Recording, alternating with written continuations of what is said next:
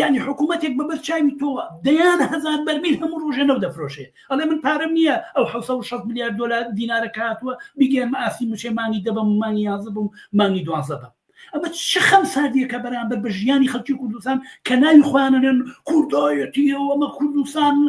ئەڵێ چی ئەڵێ من بۆ موچە خەباتمان نەکرد تۆ کەی خەباتت کردووە هەر خەریکی نۆکەرایەتی کردن بۆ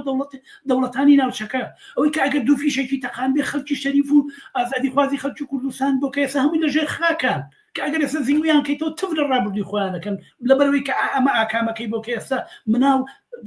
سێ چوار مانگە معاش نەدراوە بە دایک و باوکیان دایک و باوک ڕەزیل بوون لە بەرامبەر مناڵەکانی نازانم چۆن جوابی پێداوی سوخینەکانی مەکتەبیان بنەوە بە تەنیا بایکۆت کافی نییە بۆی کە مامۆسایان نەچنە سەر کارۆڵاوە لەبەر چیە لەبەرەوە معاش نییە هەڵمەت بەرن پەلامار بن پشت بنێن بە پشتیەکەوە دەست خەنە نێو دەستیەکەوە مەجموعەیە مافیای وشەخۆر بە بەرچاوتانەوە نەو دەفرۆشن پارە لە بەغداوە هاتووە لە نایەن بە موچە ڕێگەکەی ئەوە نییە